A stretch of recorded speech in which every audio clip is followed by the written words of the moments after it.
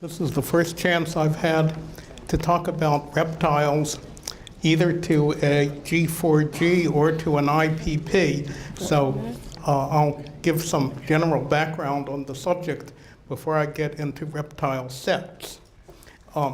Like many interesting branches of mathematics, recreational and more serious, the start is with a puzzle problem that had been around. Euler invented graph theory in response to the puzzle problem of the 7 bridges of Königsberg. He invented combinatorial designs in response to the problem of the 36 officers. So I started with this puzzle problem where you have 3/4 of a rectangle and you're asked to partition this into 4 pieces that are congruent to each other. And the solution has an additional property that the 4 pieces are not only congruent to each other, but similar to the original figure. So that's what I decided to generalize. What are the geometric figures that not only can be cut into congruent pieces, but also are similar to the original figure? And it's easy to see that every triangle can be cut into 4 identical pieces simply by connecting the midpoints. And if it's a right triangle, you have an additional way of cutting it into 4 replicas. So because we're dividing figures into replicas, and by magnifying the figure, you can tile the plane, I decided to call these figures reptiles. And if you have a 30, 60, 90 right triangle, there are actually 4 different ways to cut it into 4 replicas. This is a particularly interesting one. If I leave off this bottom piece, I have a 30, 60 right triangle cut into 3 identical pieces. Also, any parallelogram can be cut into 4 replicas simply by connecting the midpoints of the sides. But if the sides are in the ratio of 2 to 1, you have 3 additional dissections. There are also some additional geometric figures. This trapezoid that's half of a regular hexagon can be cut into 4 replicas, and half of this, which is 1/4 of a regular hexagon, can be cut into 4 identical pieces.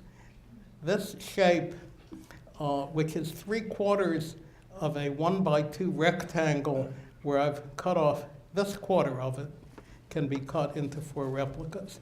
And this pentagon, which is made of 6 equilateral triangles, can be cut into 4 replicas. Some of these others were noticed before I got interested in the subject, but this one, as far as I can tell, was original with me. If I have a tetromino, the L-shaped tetromino consists of 2 1x2 rectangles and can be cut into 4 replicas in 4 different ways, but this is the only one of the 4 where you have freedom to change this angle from a right angle to any other acute angle or obtuse angle if you bent it the other way. When I look at hexagons, there's the problem I started with, but also the p-pentomino has 2 slightly different ways of being partitioned into 4 replicas. If I'm less particular about the connectivity of my figures, I have some additional polygon examples. This can be cut into 4 replicas: the blue, the red, the yellow, and the gray. This can be cut into 4 replicas, and this pair of parallelograms can be cut into 4 replicas. And some of these have multiple chains of descendants. From this pattern, half of it gives me this, half of this gives me this. From this pattern, I can take this half and then this half, and I get multiple descendants with more and more disconnectivity. If I look at taking 3/4 of an original figure and then taking 1/4 of each away to form a new replica, that method worked in these 4 cases to dissect into 4 replicas. These 2 examples use a slightly different method where I take 4 of the 6 equilateral triangles and then add pieces to them. Here I take 4 squares and add pieces to them in 2 different ways. If I'm no longer restricted to a finite number of sides, I can start with this rhombus, and I'm going to start with these 3 of the 4 quarters of it, and then subsequently assign quarters of quarters of quarters.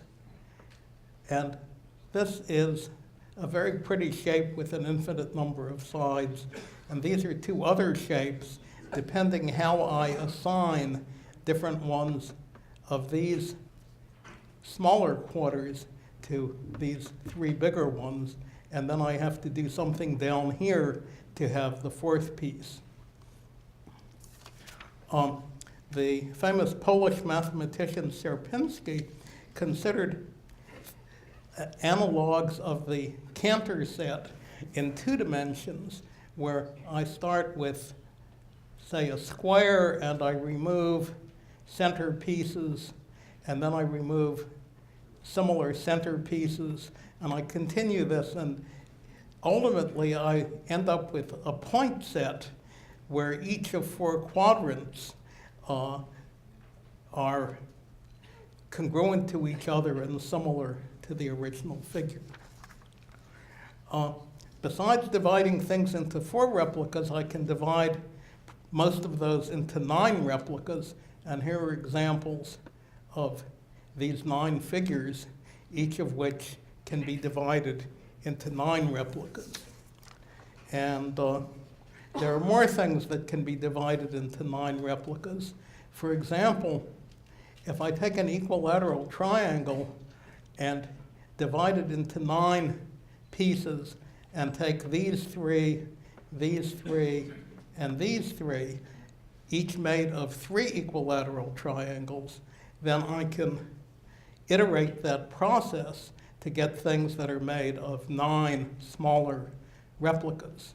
So these are 3 ways to do that. And if I allow discontinuity, there are 2 additional ways to do that with rectangles in the ratio of 1 to 3. And if I use a number of replicas that is not a perfect square, I have many additional examples.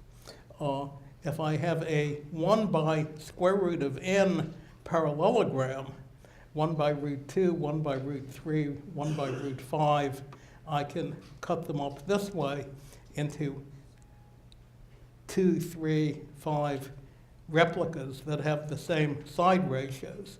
With an isosceles right triangle, I can cut that into 2 isosceles right triangles. As I saw earlier with a 30, 60, 90 right triangle, I can divide it into 3 replicas. And when n is a sum of 2 squares, I can use Pythagoras' theorem. 1 squared plus 2 squared is 5, and I can divide this into 5 replicas.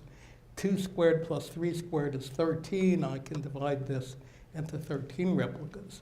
If I have parallelograms like this one, whose sides are in the ratio root 2 to root 3, I can divide it into 6 parallelograms, and I have pieces of this that also can be divided into 6 replicas.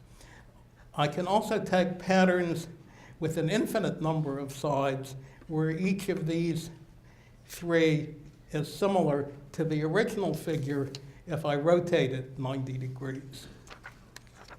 And not only I can do that with 3, I can do it with 5 replicas and with 7 replicas, etc.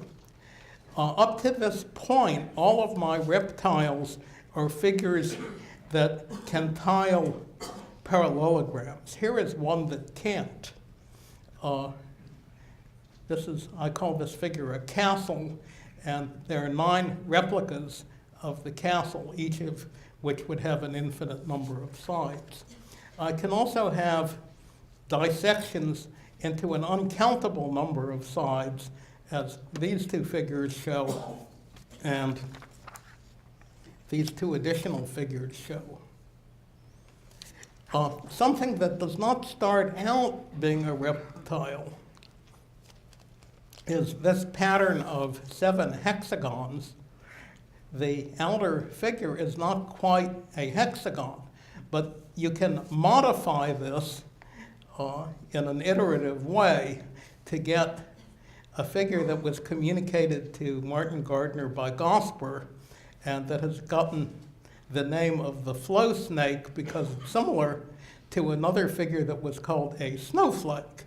And the flow snake has, in addition to being a reptile with 7 pieces that are congruent to each other and similar to the big figure, this is also a space-filling curve, and it's also a Mandelbrot fractal, it's a reptile, and it's a space-filling curve all simultaneously.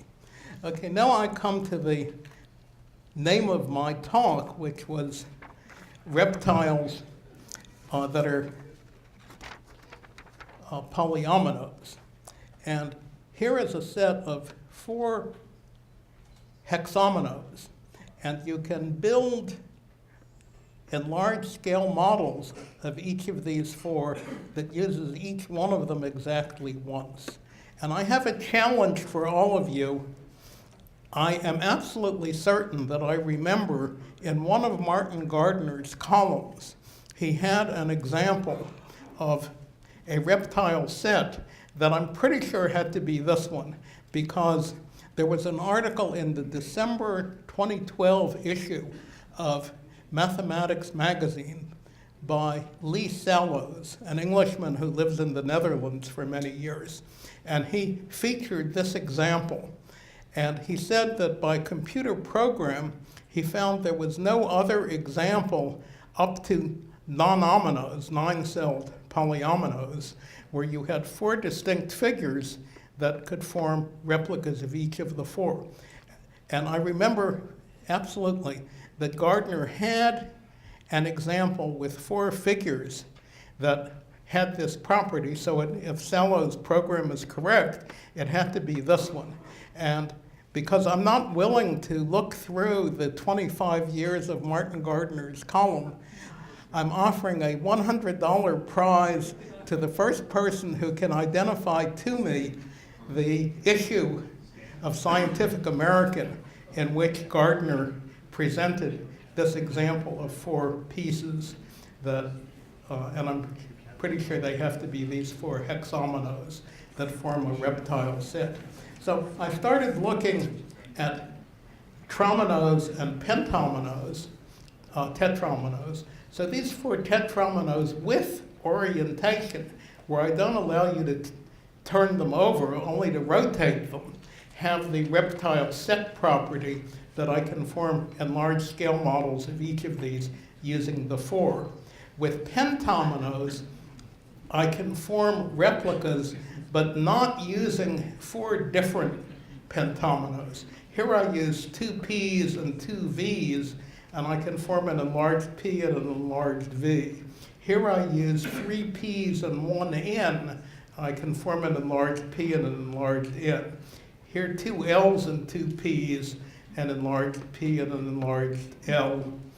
here a P, two P's, an L, and an N, and I can form enlarged ones and so on You've got, here. you've got And about, hey, Saul, you've got about 2 minutes finally, left. new example of a perfect reptile set where I use 9 different pentominoes, and I can form an enlarged scale model of each of them. And if I ever really do the book that I'm hoping to do on my reptiles, I would like to use Escher's reptiles either on the cover or as a frontispiece. And finally, I thought I would show you the figure that Ken Knowlton did of a portrait of me using 12 sets of pentominoes, if you look at the fine structure. Thank you.